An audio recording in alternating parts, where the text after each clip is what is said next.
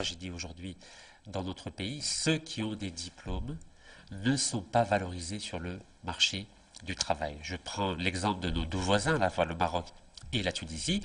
Un ingénieur, par exemple, au Maroc ou en Tunisie, est payé 2 fois, voire 4 fois plus que le même ingénieur en Algérie. Donc il y a un problème. Et le problème, il a une source, c'est qu'il n'y a pas d'économie de production en Algérie. Nous ne produisions absolument rien. Nous importons tout de l'étranger, 57 milliards de dollars d'importation annuelle. C'est un scandale. Donc il faut que l'Algérie arrête de tout importer et qu'elle commence à réellement produire. Et de cette façon, on pourra augmenter les salaires des ingénieurs ou des diplômés algériens. Et il y a aussi une autre raison, c'est qu'il y a un taux d'inflation en Algérie qui est très élevé, plus de 9% en Algérie. Donc, même si on augmentait par exemple les salaires, il y a ce qu'on appelle l'augmentation des prix. Donc, cela aussi, il faut trouver une solution.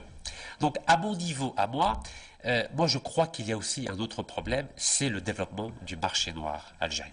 Comme vous le savez, le taux officiel du dinar, c'est si on prend l'exemple de l'euro, c'est de 1 pour 10, mais dans le marché parallèle, c'est-à-dire le marché noir, c'est de 1 pour 15.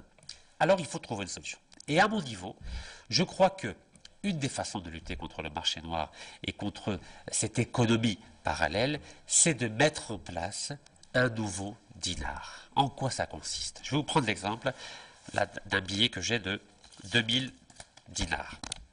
Donc le nouveau dinar que je souhaite créer sera 100 fois supérieur au dinar actuel. Donc là, c'est un billet de 2000 dinars. Le nouveau dinar, pour la même valeur, ce sera 20 dinars algériens. C'est-à-dire qu'il sera 100 fois plus important que le dinar actuel. C'est-à-dire qu'on va enlever 2 zéros. Et pourquoi je vais mettre en place un nouveau dinar? Afin de lutter efficacement contre